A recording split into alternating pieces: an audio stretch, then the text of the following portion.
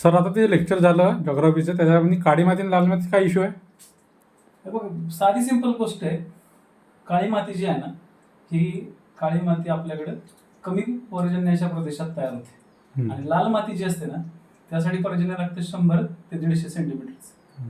आता झालं असं आहे की आपल्याकडे जी काळी माती आहे ती बेसॉल्ट खडकापासून तयार झालेली आणि त्या काळ्या मातीमध्ये लोह पण आहे, ओके, मॅग्नीज पण आहे, अल्युमिनियम पण आहे.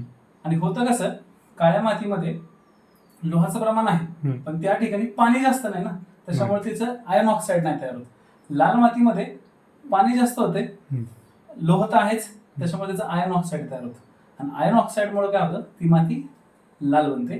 काळ्या मातीमध्ये ते तयार होत नाही. काळ्यामध्ये टिटॅनी फेरस मॅग्नेटाइट बनतं आणि टिटॅनी फेरस मॅग्नेटाइटमुळे काळ्या मातीला काळा रंग तयार होतो. आणि चिकन मातीचं जे प्रमाण असतं काळ्या मातीतलं ते 55% असतं. लाल मातीत ते प्रमाण राहत नाही, कारण लाल माती थोडी उंचावर राहते, काळी माती थोडीशी सपाट प्रदेशात राहते. लक्षात आलं? हो. कायम लक्षात ठेवायचं.